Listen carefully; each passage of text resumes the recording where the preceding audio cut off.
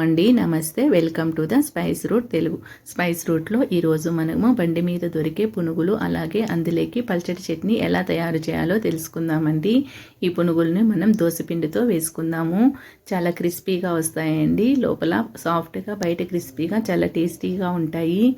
Evening టైంలో పిల్లలకి చేసి పెట్టినామంటే చాలా ఇష్టంగా తింటారండి. అలాగే బ్రేక్ఫాస్ట్ కూడా చేసుకోవచ్చు. ఈ పునుగుల కోసం ఇక్కడ నేను దోసపిండిని తీసుకున్నాను. ఇందులోకి కట్ చేసి పెట్టుకున్న ఉల్లిపాయలు అలాగే కట్ చేసి పెట్టుకున్న పచ్చిమిరపకాయలు వేసుకోవాలి. కొద్దిగా కొత్తిమీరని కూడా వేసుకోవాలి. వీటన్నిటిని పిండికి పట్టే విధంగా ఒకసారి బాగా కలుపుకోవాలి. దోసపిండి అనేది మనకు కొద్దిగా పల్చగా ఉంటుంది కదండి, అందుకు ఇందులోకి 1 స్పూన్ మైదా పిండి వేసుకోవాలి. అలాగే 1 స్పూన్ బియ్య పిండి వేసుకోవాలి.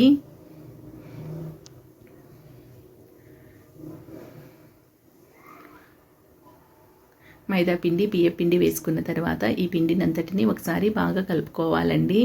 పిండి అనేది మనకు కొద్దిగా గట్టిగా ఉండాలి. పల్చగా ఉంటే నూనె ఎక్కువగా పీల్చేస్తుందండి, పునుగులు సరిగా రావు. కలుపుకున్న తర్వాత మనకు అవసరమైతే మరి కొంచెం బియ్యపిండి వేసుకోవచ్చండి. ఇప్పుడు ఇందులోకి రుచికి తగిన ఉప్పు అలాగే తినే సోడా కొద్దిగా వేసుకోవాలి.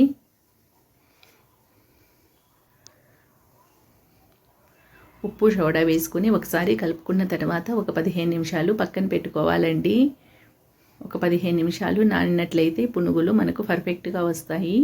బియ్యపిండి మైదా పిండి వేసాం కదండి, నానబెట్టుకుంటే పునుగులు బాగా వస్తాయి. ఇది నానే లోపల మనం చట్నీ రెడీ చేసుకుందాము. చట్నీ కోసం ఇక్కడ నేను 1/2 కప్పు పల్లీలు వేసుకున్నానండి. మంటను లో ఫ్లేమ్లో పెట్టుకుని వీటిని ఫ్రై చేసుకోవాలి. ఈ విధంగా ఫ్రై అయిన తర్వాత ఇందులోకి 1 స్పూన్ నూనె వేసుకోవాలి. నూనె వేసుకున్న తర్వాత మనం తినే కారాన్ని బట్టి పచ్చిమిరపకాయలు వేసుకోవాలండి. ఈ పచ్చిమిరపకాయలు కొద్దిగా ఫ్రై అయిన తర్వాత 1/2 టేబుల్ స్పూన్ జీలకర్ర వేసుకోవాలి.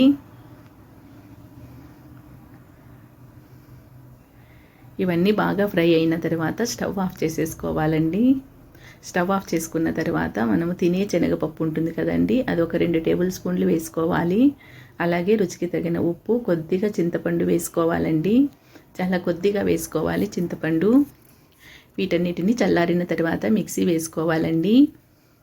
ఇందులోకి వాటర్ కొద్దిగా ఎక్కువగా వేసుకొని పల్చగా చట్నీ పట్టుకోవాలి. దీనికి మనకు పోపు అవసరమైతే వేసుకోవచ్చండి, పోపు వేయకపోయినా కూడా చాలా టేస్టీగా ఉంటుంది. ఇప్పుడు మనకు పునుగుల్లోకి చట్నీ రెడీ అయిపోయింది. ఈ లోపల మనకు పిండి కూడా బాగా నానిపోయిందండి. డీప్ ఫ్రైకి సరిపడా ఆయిల్ పెట్టుకొని వేడెక్కిన తర్వాత చిన్న చిన్న పునుగులు వేసుకోవాలి. బాగా చిన్న చిన్నవిగా వేసుకోవాలండి, అప్పుడే బాగా వస్తాయి.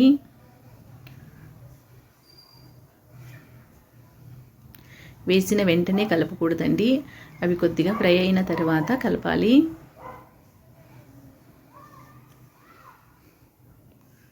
బాగా గోల్డెన్ బ్రౌన్ కలర్ వచ్చే వరకు ఫ్రై చేసుకోవాలండి. మంటను మీడియం ఫ్లేమ్లోనే పెట్టుకోవాలి, హైలో పెట్టకూడదు. ఈ విధంగా కలర్ వచ్చిన తర్వాత తీసుకుంటే సరిపోతుందండి.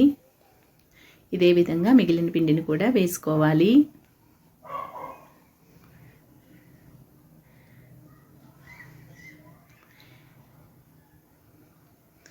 ఈ పునుగులు సాయంకాలం పూట వేడివేడిగా వేసుకొని తింటే చాలా టేస్టీగా ఉంటాయండి.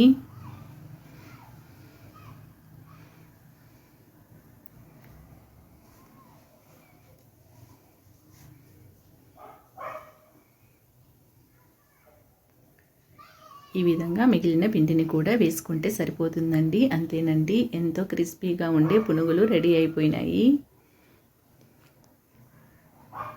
చూసారు కదా, దోసపిండితో పునుగులు అలాగే అందులోకి పల్చటి చట్నీ ఎలా తయారు చేసుకోవాలో. ఈ వీడియో కనుక మీకు నచ్చినట్లయితే లైక్ చేయండి, మీ ఫ్రెండ్స్ అండ్ రిలేటివ్స్కి షేర్ చేయండి. అలాగే ద స్పైస్ రూట్ తెలుగు ఛానల్ని సబ్స్క్రైబ్ చేసుకోండి. Thank you.